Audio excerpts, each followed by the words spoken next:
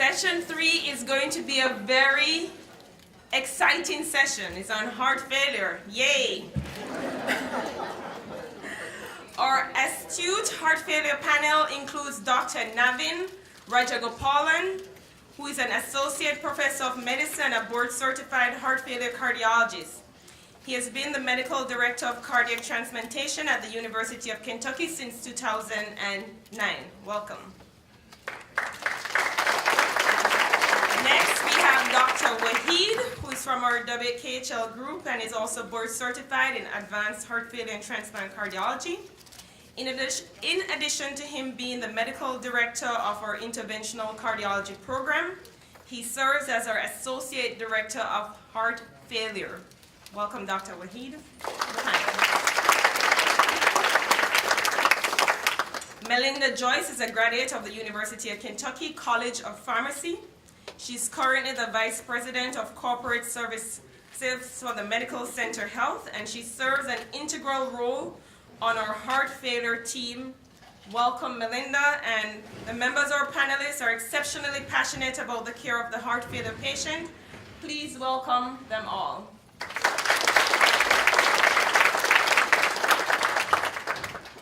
And for our guest speaker, Dr. Juan Aranda is a professor of medicine and the medical director of heart failure and transplant cardiology team at the University of Florida in Gainesville, Florida. He's a recognized expert nationwide in left ventricular assist device therapy. Dr. Aranda is a past governor of the American College of Cardiology, the Board of Governors representative to the American College of Cardiology's Heart Failure and Transplant Committee, and was also the president of the college's Florida chapter from 2011 to 2014. He has served on various editorial boards for multiple journals, including the Journal of Lung Transplant and the European Journal of Heart Failure. Dr. Aranda has also authored more than 100 papers, one of which I was very honored to write with him last year. He has also written several book chapters and has received multiple teaching awards. During my year at the University of Florida, just before coming to Bowling Green, I was privileged to learn from this distinguished physician. Please welcome my other mentor, Dr. Juan Aranda.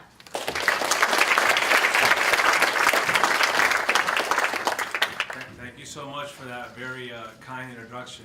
It's a true pleasure to be here, and I am very proud of Dr. Dawson. I can see that slowly the student is becoming the teacher.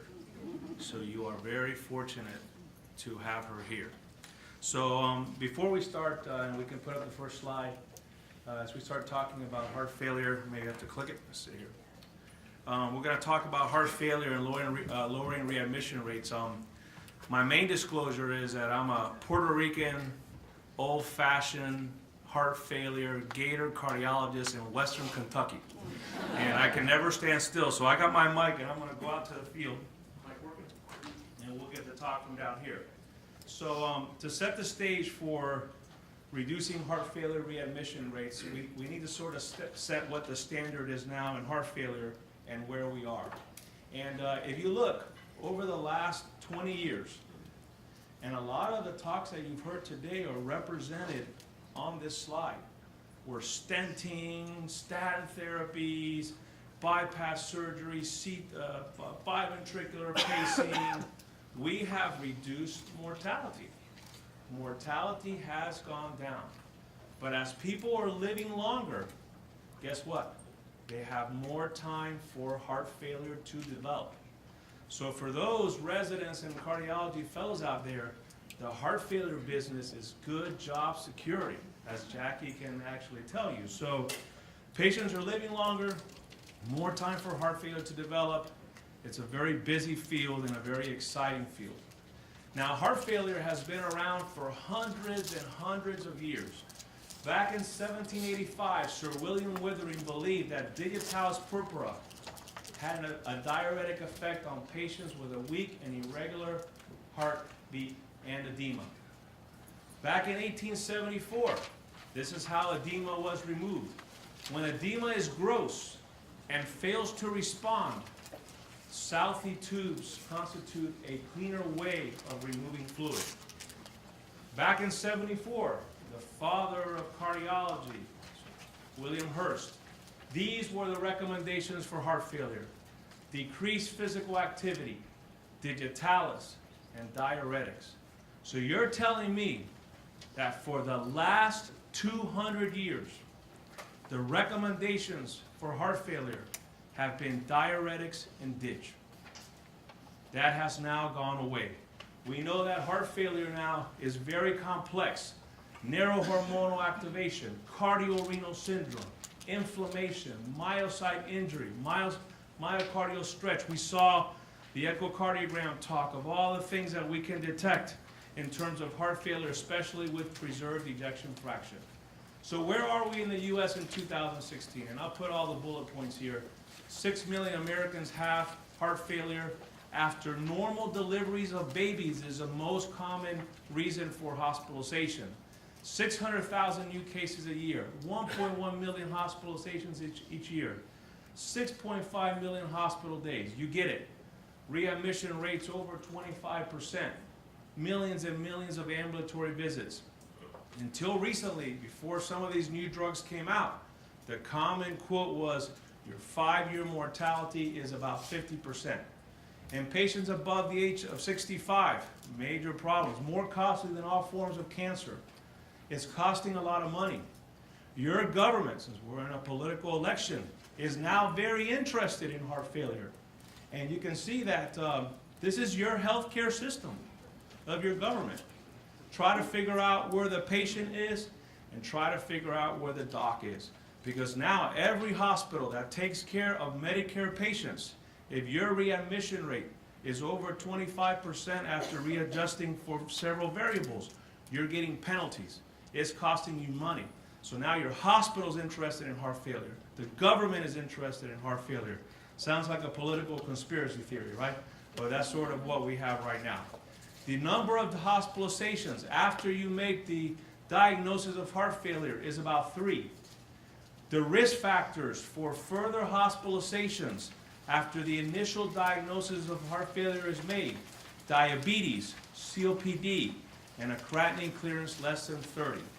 We will talk in a little bit about this concept of the cardiorenal syndrome and what happens with kidney function as you get fluid overload. It will be very important in that heart failure hospitalization as you're trying to get that patient now to be euvolemic. For those of you, and when Jackie and I were rounding, and to see if she can remember, first of all, a second heart failure hospitalization in the last 6 months, that red line, if you look, your 2-year mortality is over 40%. So when Jackie and I would be rounding, and we finished the rounds on that row, Jackie would go, hey, we don't have to go over there. Let's go. We got to go somewhere else. No. I'm going to keep going to see what other patients of mine are in the hospital that I don't know about that are admitted for heart failure. Because one heart failure hospitalization, the clock is ticking in terms of mortality, as you can see. A second heart failure hospitalization, 2-year mortality is over 40%. So what we're going to concentrate now, over the next 30 minutes, this is a natural course. Every patient that you take care of follows this natural progression of heart failure. But what we're going to concentrate on is, after that first heart failure hospitalization, who are these people? When they come into the ER, their quality of life goes down, their intensity of care goes up, you put them on diuretics, ACE inhibitors, you start getting them out of the hospital. Who are these people, and what interventions do we have to slow this down to keep these patients out of the hospital? All these patients have implications. You see these patients, something has to be done about it. So there are two large databases that kind of give us an idea of who are these heart failure patients. The ADHERE database and the Optimize HF. Over 200,000 patients, average age in the 70s, 30% have AFib, 50% have coronary artery disease, and over 50% have heart failure with preserved EF. And I was very delighted when Jackie put this morning, this last session, on use of echocardiograms in heart failure with preserved EF. Very complicated. The question over here, he is a little bit short of breath. I put him on a little bit of diuretic. Does he have heart failure with preserved EF? That was a great question, okay? I was sitting back there and, it made me think of what the correct answer is. It's a very complicated diagnosis. Average systolic blood pressure, over 140. This is your typical patient that is admitted with heart failure symptoms. Now let's take a moment to talk about heart failure with preserved EF, because it accounts for 50% of the admissions that you're actually going to see.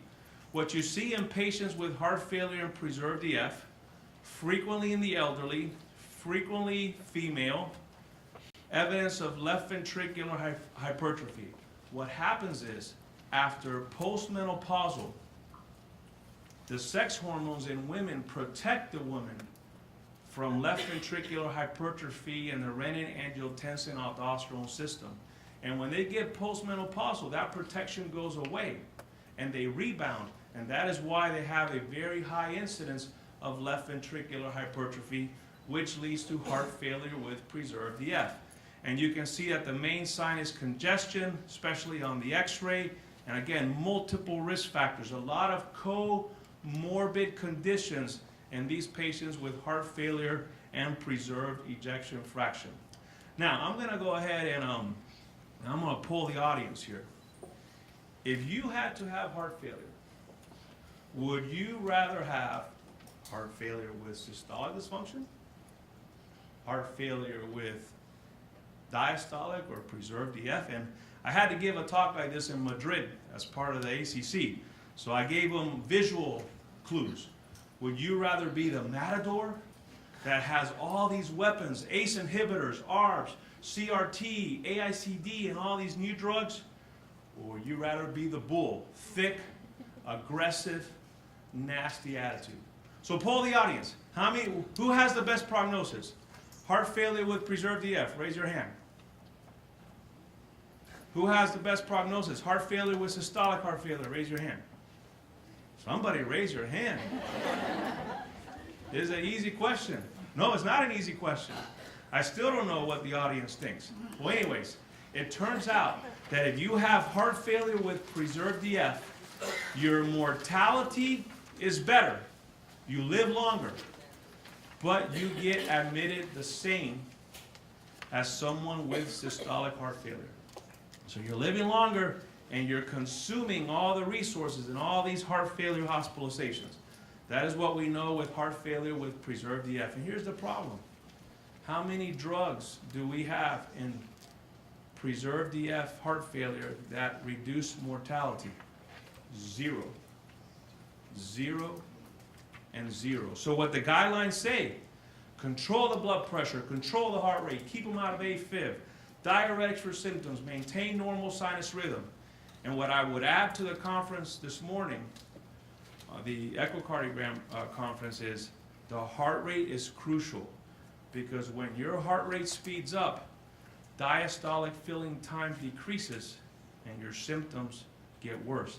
And what we're actually doing, what's new, Jackie, I don't think I trained you on this back 3 years ago, but what we're actually doing, and someone that we're suspecting the diagnosis, we're struggling with, and we go ahead and we do a right heart cath, and the hemodynamics at baseline are good, wedge is 13, 12, we'll strap a bicycle to the end of the cath lab table, and they start doing exercise, and then as the heart rate goes up, diastolic filling time decreases, wedge pressure goes up, and that explains how they get symptoms with mild to moderate exertion.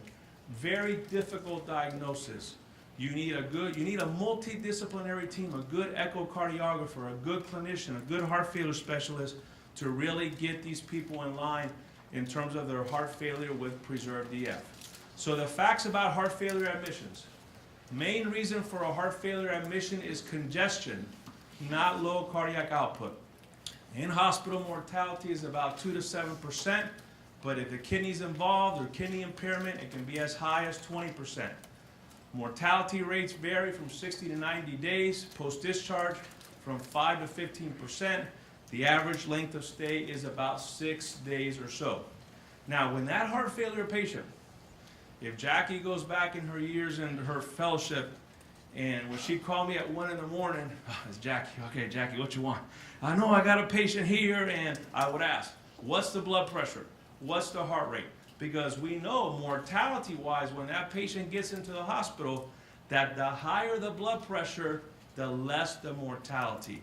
They are warm and wet after load reduction, easy peasy. And you get them out of heart failure very quickly. When your blood pressure is 80 systolic and your heart rate's 120, you're in big trouble. You're cold and wet. Inotropes start coming into play. It becomes a more difficult patient associated with greater mortality rates. The other thing is, what is happening to the kidney function? And this comes from the ADHERE database, and I'll give you the worst case scenario. If you come in with heart failure, and your BUN's over 43, and your systolic blood pressure is less than 115, and your creatinine's above 2.75, 20% chance of dying in the hospital. Very high mortality rate. Best case scenario, your BUN is normal. Your blood pressure is over 115. 2% mortality. 3 or 4 simple things that kind of give you a clue how difficult is it going to be to manage this patient with heart failure in the hospital.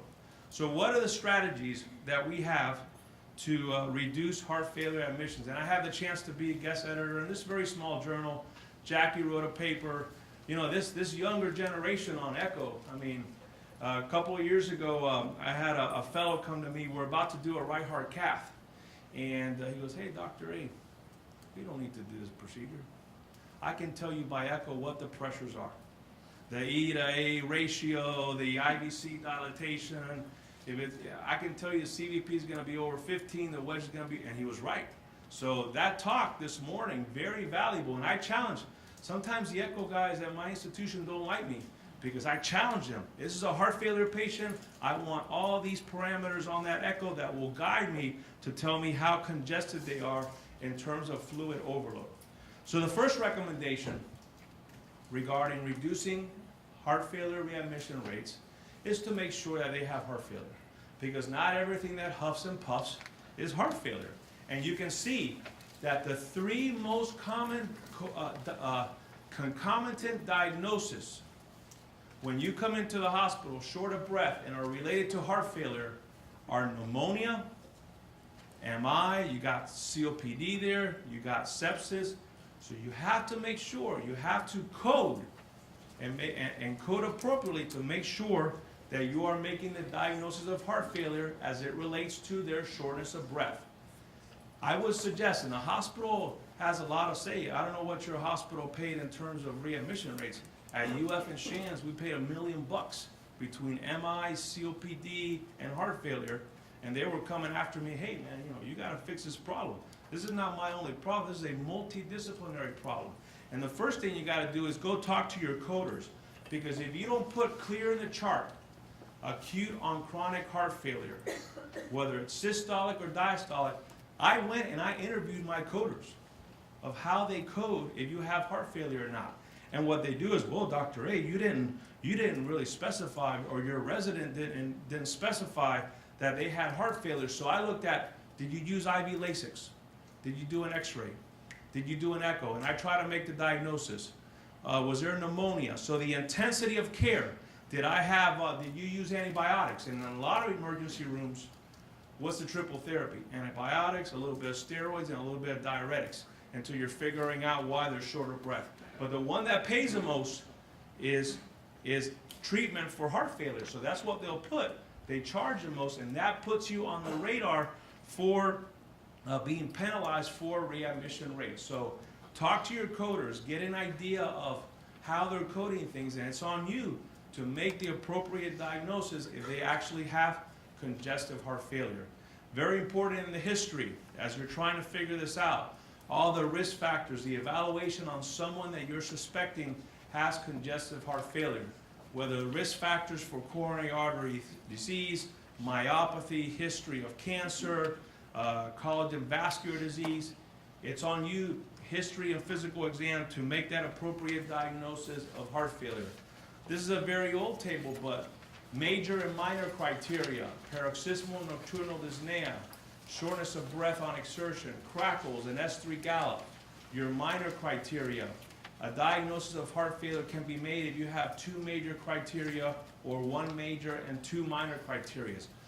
Heart failure is a constellation of symptoms that you're going to have to use, signs and symptoms, to make that diagnosis of heart failure. We talk about the BNPs, and Jackie, here in Bowling Green, do you measure BNP or NT-proBNP? One hospital, NT-proBNP, one proBNP. Okay, so 50-50, 50-50. And I know at Shands Hospital at the University of Florida, and I can say this because I'm in Western Kentucky, when you come up with some pathology from the hip up, you're getting troponins and you're getting a BNP, which makes things a lot more complicated. But we're going to focus on the brain natriuretic peptides, and as you know, they are released in the presence of volume or pressure overload in the left ventricle. And we know that in systolic heart failure, your BNPs tend to be higher than those with heart failure with preserved EF. Certain clues: we know that NT-proBNP levels are 5 to 10 times higher than the BNP in the same patient. Both can be affected by age, especially by NT-proBNP more. I had a consult from a hospitalist. I think this gentleman has heart failure. His NT-proBNP in a 75-year-old was 1,500. He has heart failure. Well, if you look at the cutoffs, an NT-proBNP of 1,500 in a 75-year-old is normal.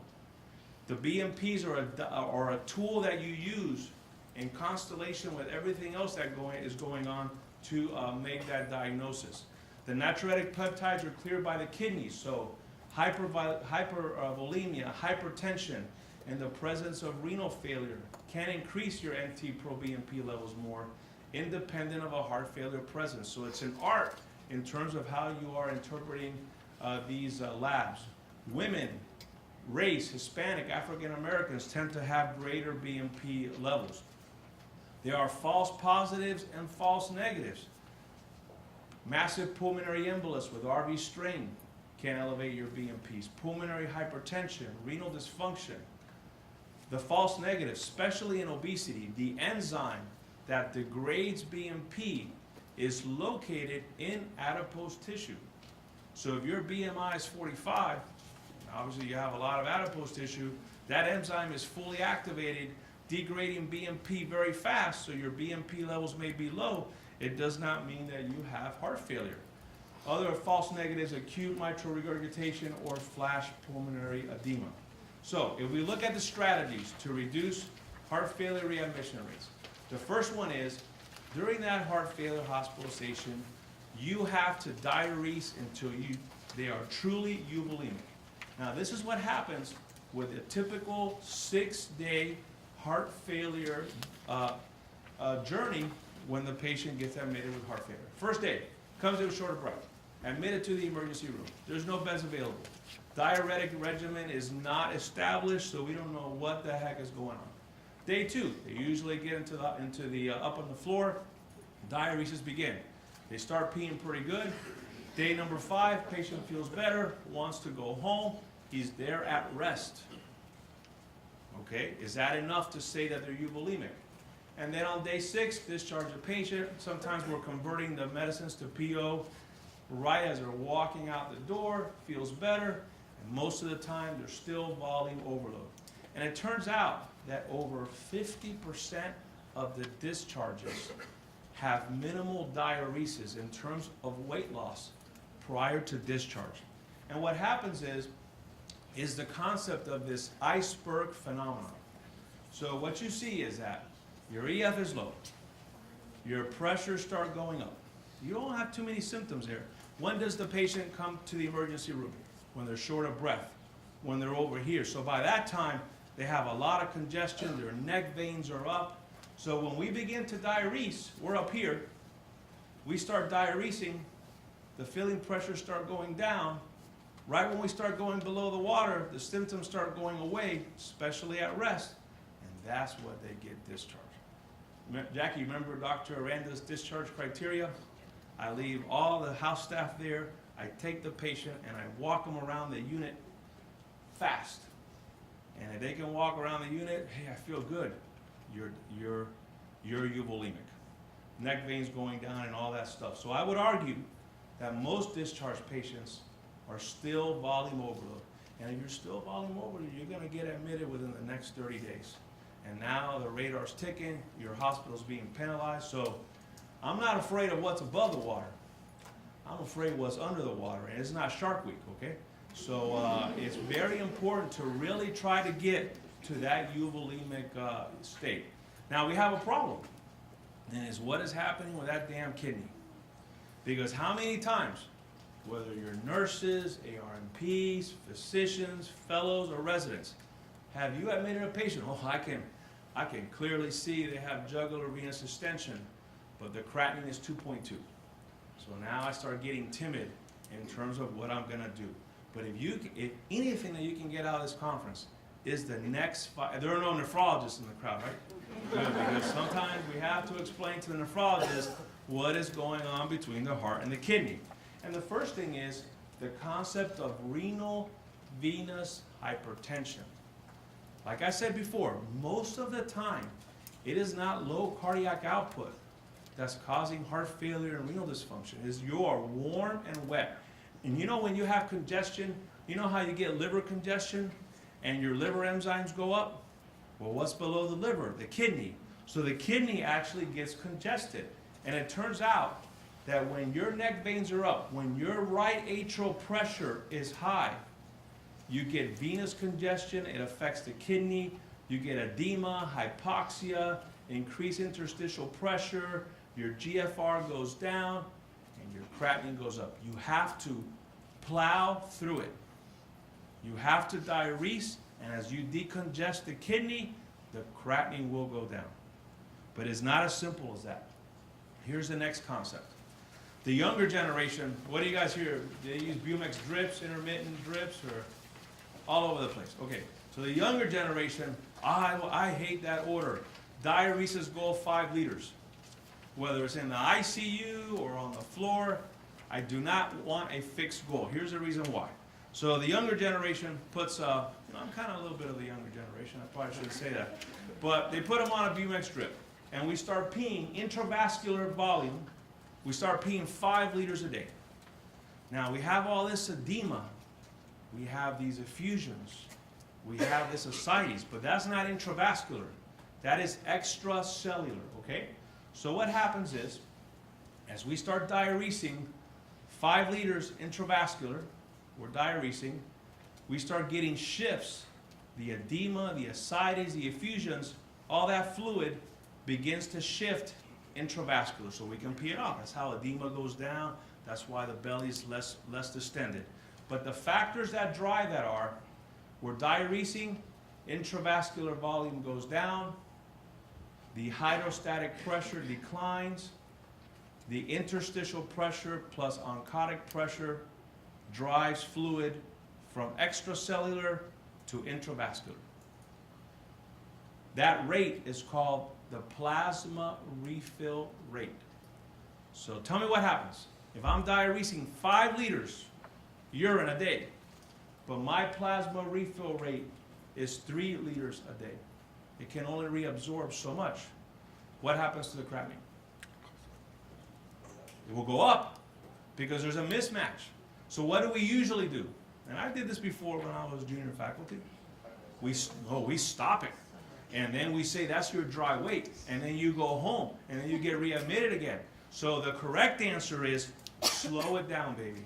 You just got to slow it down and let the plasma refill rate catch up to the diuresis rate, and then you'll see they start decompressing more. And you are on your way to effectively diuresing that patient. Very important concept. And the nephrologists actually do this or not. In dialysis, the one lab marker that tells you that you're exceeding your plasma refill rate is your hemoglobin. When you start getting vasoconstricted in dialysis, that means you're taking off too much and you're not allowing the plasma refill rate to actually catch up. The other thing is, and we have new drugs now that we're going to talk about in a minute, every time you give an ACE inhibitor, you can expect the creatinine to go up a little bit.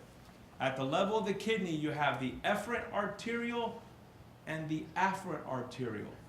The efferent arterial is loaded with AT1 receptors, which angiotensin II will activate the AT1 receptor.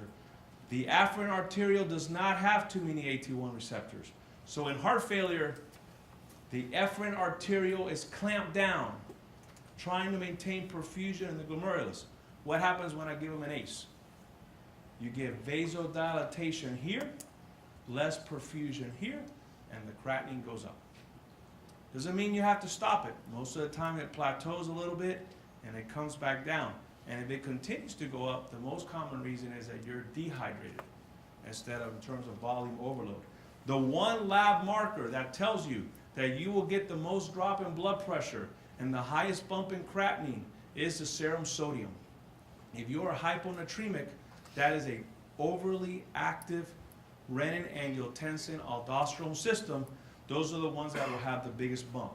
And it turns out from a SOLVE study back many years ago that the ones that had the best outcome with an ACE inhibitor were the ones that had the biggest bump in creatinine early on, because that is the renin-angiotensin aldosterone system.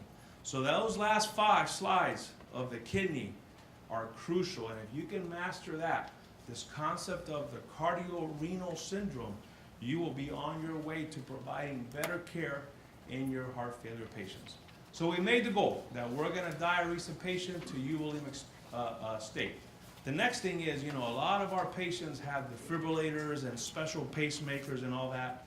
And in the goals of heart failure, we want to make them feel better. We want to make them live longer. We want to shrink the heart back down to size. And we want to keep them out of the hospital. And a pacemaker or defibrillator, it can do many good things in heart failure, but it can do many bad things in heart failure. And in terms of, a lot of them have cardiac resynchronization therapy. My message here is, and I don't have data to show that it reduces, that's my disclosure. I don't have the data that says that it reduces hospitalizations. But in that hospitalized patient, you have to reevaluate everything. You don't want the AICD causing RV pacing that will cause dysynchrony and make your heart failure worse. You want to check out that CRT device. And sometimes the EP guys, they also get mad at me a little bit. And the reason is because when they come back after their CRT device, the first thing I do is pull up the x-ray. If those leads are close together after the implant, oh boy, not good. We're going to make those people worse. The more separated those leads are, the more synchrony we're providing, and the better the outcomes. We know that after, this is a meta-analysis over 14,000 patients, the non-responder rate is somewhere about 30%. We know that the best responders in 2016, women, non-ischemic, left bundle branch block, and a wide QRS duration. Those days of having an ischemic cardiomyopathy with a QRS duration of 123 milliseconds and we're slapping on a CRT, I believe are gone, because those patients don't respond, and then you've wasted 3, 4, 5, 6 months where maybe they were candidates for more advanced therapies.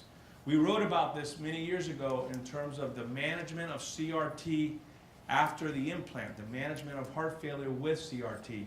But there's data that suggests these were people that were actually coming back out of the hospital in a CRT clinic. You want to make sure that CRT device is working.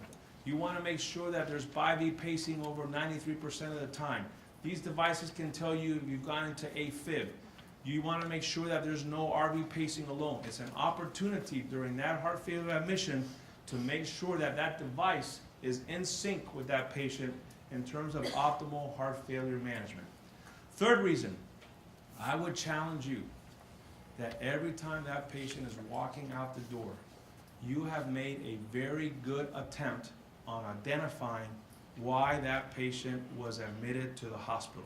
It's just not diuretics, this and that, and you go back home. We know that reasons for decompensation, arrhythmias, about 30%, acute coronary syndromes, infection, anemia. When you have infection or anemia, you have to increase your cardiac output to compensate. But if your heart cannot increase their cardiac output, then you decompensate and you come in with heart failure. Superimposed pulmonary embolism, especially in a readmission. When were you in the last time in the hospital? 2 weeks ago. How many days were you in the hospital? 8 days ago. You look back, no DVT prophylaxis, and they come in with a pulmonary embolism. And whether they came in with a pulmonary embolism or not, it counts as your readmission rate. All-cause readmission rate for heart failure, and now you're paying penalties. Discontinuation of chronic medicines and progression of underlying disease. Now, there's breaking news out of the European Society of Cardiology. We had a talk this morning about, or mentioning acute coronary syndromes, and we'll hear that. Oh boy, 3 minutes. Man, I'm talking too much. 2. Whoa, okay. Anyways, so the European Society has also, so you know how you're running in for an acute coronary syndrome? Well, there's certain conditions in heart failure that you have to run in and take care immediately. Arrhythmias, acute coronary syndrome, very high blood pressure, arrhythmias, mechanical causes, emphasized by the European guidelines that it's attention to detail and fast in terms of responding for your heart failure treatment. In terms of medicines, we've had ACE inhibitors for a year, beta blockers, high dose. If you're sick enough, aldosterone antagonists. If you're African American, the use of hydralazine with nitrates. The combination of an ACE or an ARB are no longer recommended. And you see that with triple therapy, an ACE, beta blocker, and aldosterone antagonist. In the RAVS trial, your 2-year mortality was as high as 30 to 40%. Triple therapy with these drugs was not enough. So now we have new medicines. Ivabradine lowers heart rate, did not reduce mortality, but it reduced heart failure hospitalizations. The use of neprilysin inhibition had a mortality reduction and heart failure hospitalizations. And now we have a wireless pulmonary sensor, the concept of telemedicine, that actually reduces heart failure hospitalizations. You have this in your, I'm not going to go over this because I'm running out of time in terms of the baseline characteristics, but I want to explain how neprilysin inhibition actually works. So, in the presence of volume and pressure overload, we secrete pro-BNP. Pro-BNP is broken down into BNP and anti-pro-BNP. BNP is good. This is what we're trying to do. Causes vasodilatation, lowering blood pressure, lowering sympathetic tone, lowering aldosterone levels. Neprilysin, which is an endopeptidase, breaks down BNP. That's bad. Neprilysin also breaks down angiotensin II, which is good. So sacubitril, in the component of Entresto, inhibits neprilysin. By inhibiting neprilysin, we have more BNP, reduction in mortality, reduction in heart failure hospitalizations. But if we inhibit neprilysin, we have more angiotensin II, so that's why we have to combine it with the ARB to block the bad effects of the RAS system. This is how this new drug actually works, and we're starting to see some benefit. Pearls on neprilysin inhibition. If you're on Entresto, you cannot measure BNPs because it falsely elevates your BNP levels. You have to stop the ACE inhibitor within 36 hours. Risk of hypotension, renal insufficiency. You consider it in an ACE failure patient. 1 previous heart failure hospitalization, symptomatic heart failure despite good medical therapy. If your BNPs don't come down, you're on a good dose of beta blocker, and more importantly, when you're warm and wet, those patients will respond best to this type of medication. And I'll just say that it's supported by the current guidelines that came out 1 or 2 months ago as a class 1 indication. Finally, the concept of telemedicine, a pulmonary artery sensor. It's implanted via a right heart cath in the pulmonary artery. The patient lays down on this monitor, and you can track the pressures. The important thing is, and it doesn't show it, but 7 days prior to a heart failure hospitalization, your pressures will begin to go up. So in a good heart failure clinic system, the key is trying to identify those patients that the pressures begin to go up and trying to abort the heart failure hospitalization. Telemedicine overall and the meta-analysis has been very good in terms of keeping these patients out of the hospital. Finally, in terms of when they're walking out of the hospital, very important that all the exacerbating factors are addressed. You've converted to PO medicines 24 hours before. You've given them a prescription, exercise, diet, activity. What do you do if you gain 5 pounds? Those are all things that will reduce heart failure readmissions. We know that the red line, 1 hour of good education on all those topics, your survival and your outcomes are better than just walking out the door and getting a piece of paper. We also know that the guidelines suggest that you have to see that patient within 10 days. Somebody has to see that patient within 10 days. And you can see Medicare data that of heart failure patients that are readmitted, less than 50% had a physician visit within 10 days. It's a tough transition from hospital to home in terms of making sure that they're on the right medicines and following the right rules. And then finally, there are some patients that have very refractory heart failure. And this is sort of how you go downhill. One heart failure hospitalization, second one, you're going up on the diuretics, your blood pressure's going down, your sodium's going down, your kidney function's getting worse, you're going down on the ACE inhibitor, you throw any ICD shock, and now you're talking about very advanced heart failure patients. I would say that if you have 1 or 2 of these risk factors, it's time to refer that patient. Because when they get to this very advanced heart failure mode, they're going to break the bank in terms of readmission rates, and perhaps what they need is some very good advanced heart failure management. Don't wait till their creatinine is 5. Don't wait till they're on pressors. Don't wait till they've lost 60 pounds of cardiac cachexia. And don't assume that if their PA pressure is high, it's the end of the game. With use of LVADs and things like that, you can actually do a lot of good with these patients. So I would, in summary, the heart failure patient, good education, good diet, cardiac rehab, compliance. We got a lot of new drugs now that can keep these patients out of the hospital. Cardiac devices, home telemonitoring system, heart failure clinics. If you can combine all that, there's a good chance that you have some very good outcomes in your heart failure patient. So that's basically all I have. Thank you so much for your attention.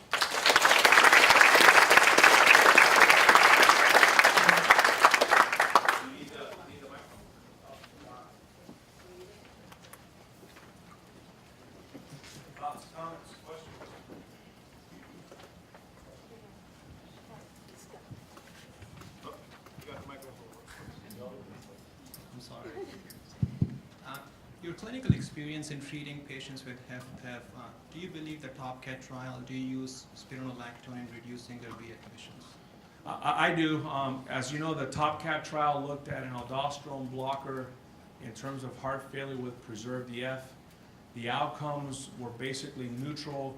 As they started doing subgroup analysis, there were a lot of patients that were actually enrolled in Russia, Eastern Europe, which there's a lot of controversy if they follow the rules, and if you take those patients out, there's a very significant difference. So for answering the question, overall, TopCat didn't show any difference in mortality, but there's a lot of fibrosis, there's a lot of things going on. An aldosterone blocker, you know, the effects of aldosterone, a lot of fibrosis, and so I use it as long as the kidney function's okay and the creatinine is less than 5. Dr. Aranda, that was a great talk. My first question is, could you give us another 2 hours to go through I'm this? going to catch a plane with you. As a board member, I have a very challenging question for you. The recommendation of a Class 1 recommendation for Entresto was quite controversial, Yes. based on a single study, Yes, and yet the data was felt by the authors to be overwhelming. yes. The concern of the impact financially is huge, because what it is basically recommending is that everyone that has heart failure, I disagree with that.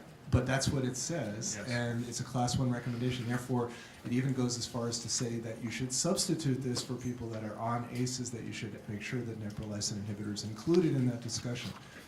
Are we going to break the bank with this? You know, I understand the data, but you know, it's a very hefty thing, and I'm sure payers are going to be examining this. We're all going to be having patients asking questions. Why am I not on this? How come my insurance plan doesn't pay for it? What do you I say agree. to that? So I hope we don't it's a very expensive drug. And there's even more controversy than that, because on that, I was going too fast because I was running out of time, but on a new heart failure patient, I believe the guidelines say start it. Now, here's the thing, that in a new heart failure patient, what is the one medicine that you are trying to crank up as high as you can for known mortality benefits? The beta blocker. This new medicine takes your blood pressure away. So if you use that instead of an ACE inhibitor, I believe that your blood pressure goes down more, and you may not be able to crank up the beta blocker. The European guidelines, the new European guidelines say, no, wait a minute. You put them on an ACE, and you wait 30 days. And if they still have symptomatic heart failure, if they still have BNP levels that are high, an ACE failure patient, then that's when you switch them over. So I am one that I will use the ACE inhibitor, crank up the beta blocker.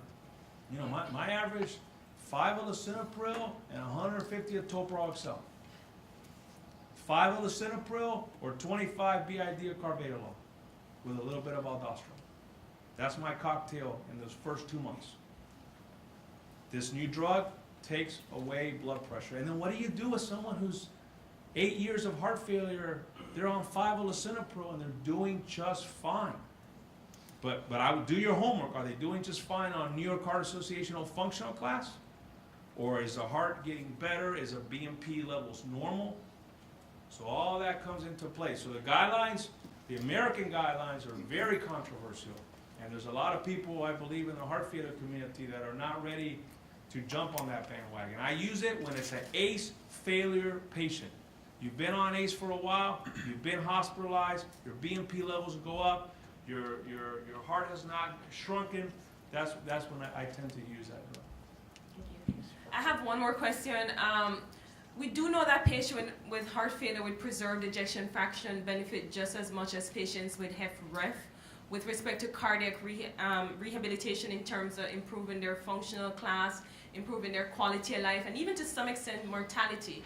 But insurance, and even based on recommendations, those patients are not included in our HFpEF. So how do you deal with that when you try to recommend a patient to go to rehab and the insurance just will not, even though they have the same symptoms? You know what I did? At UF, we just opened up our own cardiac rehab.